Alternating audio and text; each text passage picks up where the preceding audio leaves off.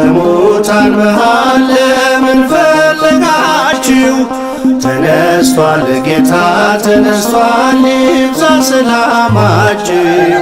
ሕያውን ከሙታን መሃል ለምን ፈለጋችሁ? ተነስቷል ጌታ ተነስቷል ሰላም ለሁላችሁ። በአትላንታ ጆርጂያ የኢትዮጵያ ኦርቶዶክስ ተዋሕዶ ቤተክርስቲያን እምነት ተከታዮች እንግዲህ ጾሙን ጨርሰው ዛሬ ትንሣኤን ያከበርነው የትንሣኤ ዕለት ነው። ይሄ ቀረጻ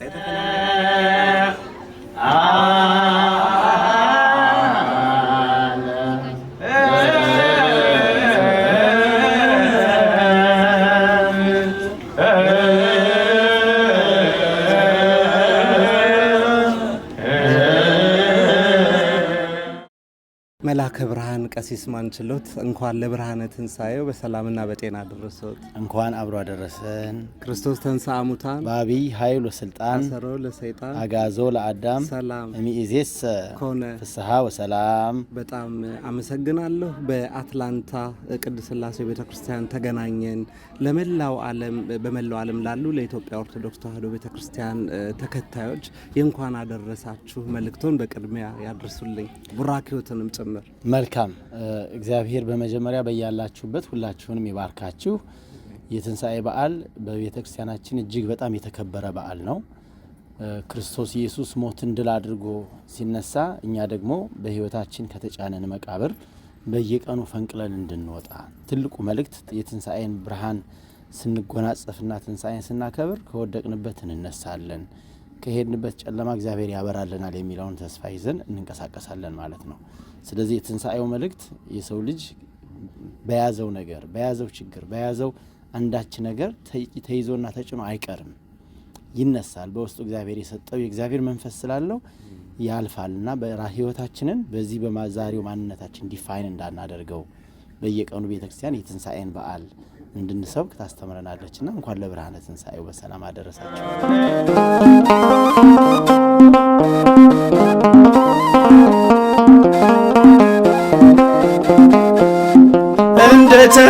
እንደተናገረው በገሊላ ሳለ በኃጢአተኞች እጅ በእንጨት ተሰቀለ።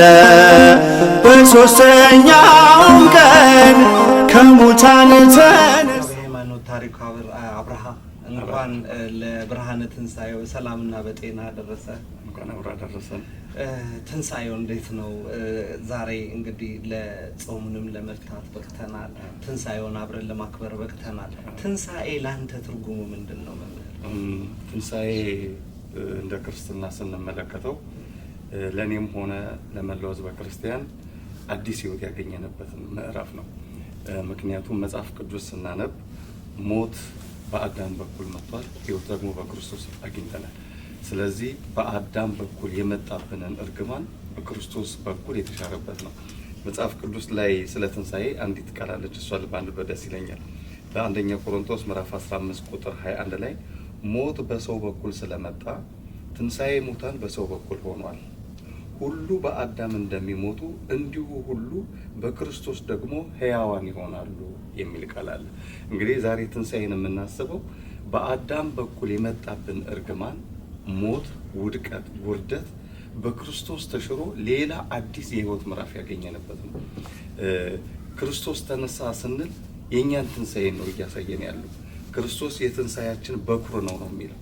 ስለዚህ ክርስቶስ ተነሳ ስንል የእሱን ትንሣኤ አይደለም እያሰብን ያለ ነው፣ የእኛንም መነሳት፣ እኛ ወደ ዘላለም ሕይወት መግባታችንን፣ በአዳም በኩል የመጣብን እርግማን መሻሩን ያየነበት ወደ ጽድቅ ሕይወት የተሸጋገርንበት ዕለት ስለሆነ ትንሣኤ በምናስብበት ሰዓት ለሕይወታችን የተከፈለልንን ዋጋ በክርስቶስ ኢየሱስ ያገኘነውን የዘላለም የጽድቅ ሕይወት የምናስብበት ስለሆነ በዚህ መልኩ ነው ትንሣኤን እያሰብን። በሦስተኛውም ቀን ጌታዬ ሆይ ከበደልና ከመርገም ሁሉ ከኃጢአትና ከርኵሰት ሁሉ ታነጻኝ ዘንድ እለምንሃለሁ፣ ማልድሃለሁ። የቅድስናህን ምስጢር በተቀበልኩት ጊዜ ለወቀሳ ለመፈራረጃ አይሆንብኝ። ማረኝ፣ ይቅር በለኝ እንጂ የዓለም ሕይወት ሆይ እርሱ ኃጢአቴን የነፍሴንም ሕይወት ስጠኝ እንጂ በሁለት ወገን ድንግል በምትሆን በወለደችሽ በእመቤታችን በቅድስት ድንግል ማርያም በመጥምቁ በዮሐንስ አማላጅነት ክቡራን በሚሆን በጎ ነገርና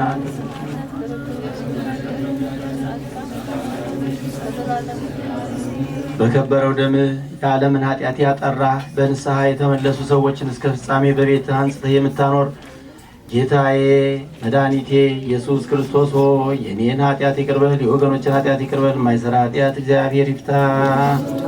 ነገሩ አውሩ ለዓለም ተነስቷል፣ በዚህ የለም ተነስቷል፣ በዚህ የለም መድኃኔ ዓለም ሞት የማይችለው የበረታ ኃያል ነው ማይረታ ማኅተሙን የፈታ የትንሣኤው ጌታ ክርስቶስ ተንሥአ እሙታን አሰሮ ለሰይጣን ሰላም ኮነ። ስሜ ዮርዳኖስ ኤፍሬም ይባላል። የሥላሴ ዲያቆን ነኝ። እንኳንም ለመላው ክርስቲያን ትንሣኤ ያደረሳችሁ። My name is Abid. I am a Selassie deacon, and thank you for bringing us to this beautiful day.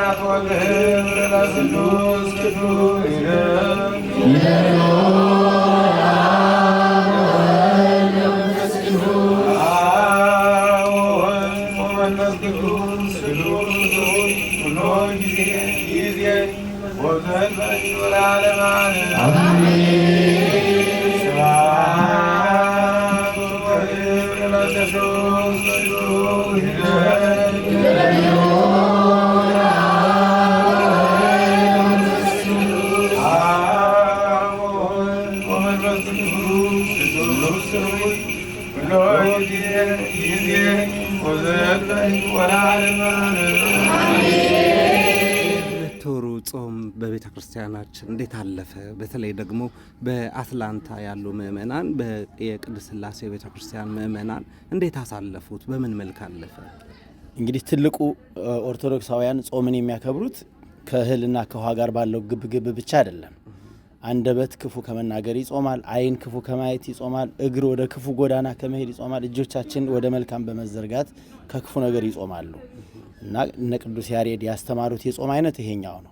ይጹም ዓይን፣ ይጹም ልሳን፣ ይጹም ብለው ባስተማሩት መሰረት 2 ወሩን ለማሳለፍ የሞከርነው በዚህ መጠን ነው። እንግዲህ እግዚአብሔር ሲጨመርበት የተባረከ ይሆናል እና ሰዎች ውጫዊ በሆነው ከእንጀራ ከውሃ በመታቀብ ሰዓት እንቆያለን። አማናዊ የሆነው ጾም ግን ከክፉ ነገር ራስን በመከልከል በመስቀል ላይ መራራ ነገር ሲያስጎነጩት እምቢ ብሎ ተፋው። እንደዚሁ ሁሉ ክፉን ነገር በመጸየፍ ጾም ማለት ክፉን ነገር መጸየፍ፣ መልካም ነገርን መውደድ ማለት ነው። 2 ወሩን ክርስቲያኖችን እኛም ጨምሮ ካህናቱ ያለማመድናቸውም የተለማመድነውም ክፉን ነገር መጸየፍ፣ ለሰው ልጅ ከማይጠቅም ነገር መታቀብ የሚለው ጾም ይባላል እና ትክክለኛው ጾም ይሄ ነው። ለወደፊቱም የምንጾመው የዚህ አይነቱን ጾም ነው። ለዚህ የውጫዊ መገለጫው ከእህልና ከውሃ እንታቀባለን ማለት ነው። የተባረከ ዘመን ነበር። ሰሜን አሜሪካ የተለያዩ አብያተ ክርስቲያናት ላይ ዞራ አስተምረሃል። ከብዙ ምእመናን ጋር ብዙ ጊዜ አሳልፈሃል። በተለይ ደግሞ ከሀገር ወጥቶ እንደዚህ አይነት ክርስቲያናዊ አስተምህሮቹን ማስቀጠል ሸክሙ፣ ፈተናው፣ መከራው እንደ መስቀሉ የሚፈትን የበረታ ነው ወይስ እንዴት ነው? እርግጥ ነው በተለይ የአገር ቤቱን አገልግሎትና የዚህ ሀገር ያለውን አገልግሎት ስንመለከት ብዙ ልዩነቶች አሉ። አገር ቤት እንደ ልብ በፈለከው ቀን ሄደህ በፈለከው ሰዓት ምእመናንን ማግኘት ትችላለህ። በፈለከው ርዕሰ ጉዳይ ላይ ተነስተህ ማስተማር ትችላለህ። እዚህ በጣም ጠባብ ነው። ሰው በሩጫ ነው ያለው። የምታገኘው ምናልባት በሳምንት 1 ቀን ነው። በዛች በሳምንት 1 ቀንም ደግሞ ምናልባት ለ20 እና ለ25 ደቂቃ ነው አገልግሎቱ። በዛ በተጣበበበት ሰዓት ላይ የወንጌል አገልግሎት ለማድረስ በጣም ትጨነቃለህ። አንዳንድ ጊዜ ዶግማቲክ የሆኑ ነገሮችን ለማንሳት ትሞክራለህ። ደግሞ በሌላ በኩል ስትመለከት በህይወቱ ያለውን ብዙ ቻሌንጅ ትመለከታለህ። ያንን ከስትረሱ እንድታሳርፈው ዓለም ከጫነችበት ሸክም እፎይ የሚልበትን የእግዚአብሔር ቃል እንድታካፍለው ይፈልጋል። ስለዚህ እነዚህን ነገሮችን አጣጥመን ነው አገልግሎት እየሰጠን ያለ ነው እና ከአገር ቤቱ አገልግሎት ጋር ስንመለከተው ብዙ አስቸጋሪ ነገሮች አሉ። ምንም ሆነ ግን ምን በተለይ በውጭ ያለው እንደው አማኝ ህዝበ ክርስቲያን በጣም ጠንካራ ነው። ተሯሩጦም ደክሞም ለፍቶም ከእንቅልፉ ላይ ሰዓት ቀንሶ ከቤተክርስቲያን አይለይም። መጥቶ አምልኮቱን ይፈጽማል፣ ይጸልያል፣ ያስቀድሳል። አንዳንዶች ወጣቶች ደግሞ አሉ ንስሐ ገብተው ስጋው ደግሞ የሚቀበሉ አሉ። ቁጭ ብለው ወንጌል ያስተምሩን የሚሉ አሉ። አሁን በተለይ ኦንላይን ብዙ የምናገለግላቸው ወጣቶች አሉ። በተለያየ ርቀት ላይ ስላሉ እኔ አሁን ለምሳሌ አትላንታ አሁን እዚህ ስላሴ ነው ያለሁት። የተለያየ ስቴት ውስጥ ሆነው ኦንላይን ማስተምራቸው ማገለግላቸው አሉ እና ይሄ የወንጌል ፍቅር ያላቸው ወጣቶች አሉ። በአንጻሩ ምንም እንኳን ላይፋቸው ታይት ቢሆንም ነገሮችን አመቻችተው ወንጌል የሚማሩ አሉ። ስለዚህ አንጻራዊ በሆነ መልኩ ስንመለከተው በጣም አስቸጋሪ ነው፣ ግን መስዋዕትነት ይጠይቃል። እነሱም ጊዜያቸውን ሰውተው መማር የሚፈልጉ ብዙዎች አሉ።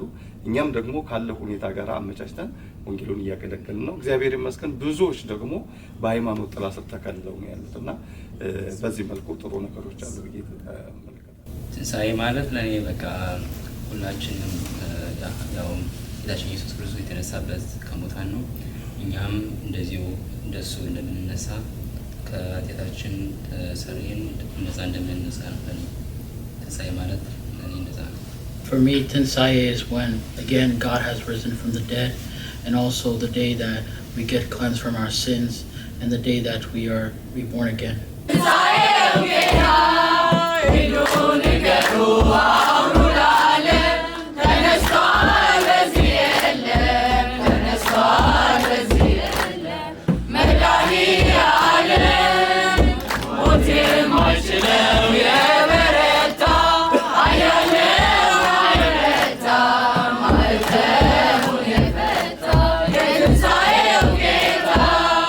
ገዳዩ ሞት በእርሱ ድል መንሳት ተዋጥህና ሰንሰለቴን ቀንበሬን ተካው በበገና።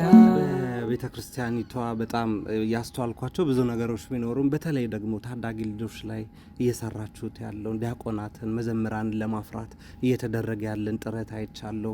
እነዚህ ልጆች ልክ ኢትዮጵያ እንዳለችው የኢትዮጵያ ኦርቶዶክስ ተዋሕዶ ቤተ ክርስቲያን ታሪኳን እንዲሁም ደግሞ ቀኖናዋን ጠብቀው የሚጓዙ ልጆችን በማፍራት ረገድ ምን አስተዋጽኦ እያበረከትን ነው ብላችሁ ታምናላችሁ? ቀሲስ እንግዲህ ህፃናትን ያልያዘች ቤተ ክርስቲያን ነገ ተስፋ የሌላት ቤተ ክርስቲያን ነች፣ ተተኪ የሌላት። አላማችን እና የኔታም እየሰሩ ያሉት የነገ የሚመጡት ልጆች እንዲረከቡን እኛ እናልፋለን። ነገ እኛ ስናልፍ አንድ ቀን የኢትዮጵያም ደግሞ የኢሚግሬሽን ወደ አሜሪካ የመምጣት ህግ ሊቀየር ይችላል። በዛን ጊዜ እዚህ ያሉ ልጆችን አማናዊት ርቲት የሆነች ቤተ ክርስቲያንን ካላስያዝናቸው ሌሎች ፕሮቴስታንቶች፣ ሌሎች ቤተ ክርስቲያናት እንደሚሸጠው የእኛ መዛ ደረጃ እንደርሳለን። ያ እንዳይሆን አላማችን አድርገን የምንሰራው ታዳጊ ህፃናት ልጆች በቋንቋቸው በሚገባው የኢትዮጵያ ቤተ ክርስቲያንን ትውፊትና ዶግማ ስርዓቷን አስተምረን ለማሳደግ እየሞከርን ነው። እየተሳካልን ነው። ደግሞ እዚህ ሀገር ተወልደው ያደጉ የሚቀድሱ ልጆች አሉን። እዚህ ሀገር ተወልደው አድገው በስነ ስርዓት እነ የኔታን ተከትለው የሚሄዱ በጣም ጥሩ የቆሎ ተማሪዎች አሉን እና ይሄ አንድ ቀን ፍሬ ያፈራል ብለን ተስፋ እናደርጋለን። ዜማውን ያሬዳዊ ዜማውን ሰው ካላወቀው ቤተክርስቲያኒቱ ልትቀጥል አትችልም። ያለ ያሬዳዊ አስተምህሮ የኢትዮጵያ ኦርቶዶክስ መኖር አትችልም። ስለዚህ ዛሬ እያደረግን ያለ ነው ዶግማውን ሌላውን በቋንቋ በእንግሊዝኛ ብናስተምራቸውም ደግሞ መሰረታዊ በሆነው በግዕዝ ቋንቋ የኢትዮጵያዊ ማንነታቸውን ቋንቋ የሌለው ህዝብ ይጠፋል ከጊዜ በኋላ። ያንን ግዕዛቸውን አማርኛቸውን ወይም እንደ አካባቢያቸው የመጡበትን ቋንቋ ስናስተምራቸው ቤተክርስቲያኒቱ ትቀጥላለች ብለን እናምናለን። ያን እያደረግን ያለ ነው። ዛሬ በትንሣኤው ዕለት ሌላ ደግሞ የምስራች ሰምቻለሁ። እንደው የሚቀጥለው ዓመት ስንገናኝ እንደው በሌላ ቤተክርስቲያን ባደገ ሁኔታ ሌላ ደግሞ ፍሬ ያፈራን እንደው በዛ የምስራች የምንገናኝ ይመስሎት ይሆን? ምንድነው ያሉ ሐዋርያት የጌታ ፈቃድ ይሁን ብለን ዝም አልን አሉና አሁን እኛ ባሪያዎቹ እንሰራለን እግዚአብሔር ያከናውልናል ብለን እናምናለን። የእግዚአብሔር ፈቃድ ይሁን ብለን እንጠብቃለን። በስተመጨረሻ በመላው ዓለም ላሉ በተለይ ደግሞ በኢትዮጵያ ላሉ ኦርቶዶክሳውያን የእንኳን አደረሳችሁ መልእክት እንዲሁም ያስተላልፉት ካለ እድሉን ልስጥ። እንኳን አደረሳችሁ ስንባባል እንግዲህ እጃችን ለተቸገረ ሰው እኛ የጾምናትን ምግብ ቋጥረን የተረፍን እንደሆነ ነው። በመጨረሻው ቀን የሚቀርቡልን ጥያቄዎች ከጾም ጋር የተገናኙ ናቸው። ብራብ አብልታችሁኛል ወይ፣ ብጠማ ጠጥታችሁኛል ወይ የሚሉትን ጥያቄዎች ጾም እንድንመልስ ይረዳናል እና በዚህ ሰዓት ስናከብር የተቸገሩትን እያሰብን ከታሰሩት ጋር እንደታሰረ ሆነን ስሜቱ እንድንጠይቃቸው የታሰሩትን፣ የተራቡትን፣ የታረዙትን እንድናለብሳቸው፣ የተራቡትን እንድናበላቸው ከሆነ እግዚአብሔር ለሚቀጥለው ዓመት ደግሞ በተሻለ መንገድ ያደርሰናል ማለት ነውና እነዚህን እግዚአብሔር እናስባቸው ዘንድ ያዘዘንን የሰው ዘሮች በማሰብ ይሁን። አመሰግናለሁ። በጣም አመሰግናለሁ። መልካም በዓል ቀሲስ። እግዚአብሔር ያክብርልኝ። እሺ ልሳለም እንኳንም ለመላው ክርስቲያን በኢትዮጵያ ለምትኖሩ በአሜሪካ ለምትኖሩ በስደት ለምትኖሩ ለሁላችሁ እንኳን አደረሳችሁ እላችኋለሁ። በያላችሁበት እንኳን ለትንሣኤ ብርሃን አደረሳችሁ። I'll say this short, but peace and blessings to all the people out there for Tinsaye and for all the people in Ethiopia and America. We welcome you. We bring you peace and happiness and joy, and we thank you for coming. Thank you. በጣም አመሰግናለሁ። መልካም በዓል ይሁንላችሁ። ትንሣኤከ ለእለ አመነ ትንሣኤከ ለእለ አመነ በላችን ሆይ እንደ ቸርነት እንጂ እንደ በደላችን አይሁን። በላችን ሆይ እንደ ቸርነት እንጂ እንደ በደላችን አይሁን። ክርስቲያናት ሁሉም ኢትዮጵያዊ ተገኝቶ ስርዓተ ቅዳሴውን አከናውነው በጥሩ ሁኔታ በዓሉን አክብረው ወደ ቤት ነው። አሁን ደግሞ ሩጫው በቤት ደግሞ ጾም ይፈታል፣ ከቤተሰብ ጋር ይከበራል፣ ወዳጅ ዘመድ ይጠያየቃል። ልክ እንደ ሀገር ቤቱ እዚህም ወዳጅ ዘመድ ተሰባስቦ በአብሮነት ነው የሚያከብረው። እኛም በአትላንታ የደብረ ብርሃን ቅድስት ሥላሴ ቤተክርስቲያን ውስጥ ተገኝተን የትንሣኤ በዓል እንዴት ይከበራል በተለይ ከኢትዮጵያ ውጭ ባለው አብያተ ክርስቲያናት የሚለውን ዛሬ በትንሿ ነገ እንደምታድግ የምስራች በሰማንበት ቤተክርስቲያን ውስጥ አክብረናል። ወጣ ብለን ደግሞ ጾሙን አብረን እንፍታ። በትንሣኤው ተነስተን ዘመርን፣ የምሕረቱን ዓመታት መቁጠር ጀመርን። ትንሣኤከ ለእለ አመነ ትንሣኤከ ለእለ አመነ ብርሃነ ከፈኖ ዲቤነ ብርሃነ ከፈኖ ዲቤነ ብርሃነ ከፈኖ ዲቤነ ብርሃነ ከፈኖ ዲቤነ የሲኦል መውጊያዋ ፍላጻው ተነስቷል። የእኛ መድኃኔዓለም ሞትን ድል አድርጓል። የዕዳ ደብዳቤ በሲኦል ያለውን ደምስሶት ተነሳ አውጥቶ ነፍሳቶን